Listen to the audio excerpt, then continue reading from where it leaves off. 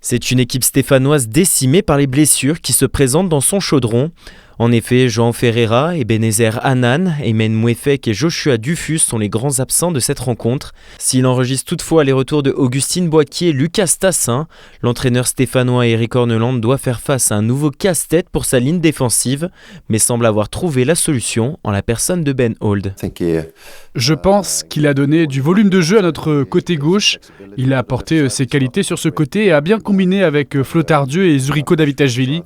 Il sera notre défenseur gauche aussi ce samedi. Si le principal intéressé, ailier de formation, a réussi son intérim en tant que défenseur gauche, il sait que c'est aussi pour lui un moyen de gagner du temps de jeu. Je pense que j'ai fait du bon travail quand on sait que ce n'est pas mon poste habituel. J'étais un peu nerveux en entrant, mais je savais que je pouvais apporter beaucoup offensivement et dans ma dépense d'énergie, je pense que cela a été bon dans cette position.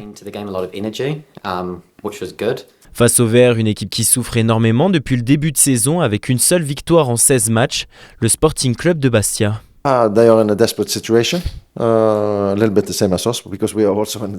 Bastia est dans une situation compliquée, ils ont besoin de résultats, mais comme nous, car nous devons gagner à chaque match. Ils ont besoin de points dans la course au maintien. Ils ont changé de coach, ils ont fait un bon match avant l'interruption contre le Red Star. C'est une équipe agressive, ils vont avoir un jeu direct et sûrement essayer de casser le rythme de cette rencontre. Si on regarde le classement, il y a un grand écart entre les équipes, mais ce sera à nous de faire la différence, marquer des buts et remporter ce match.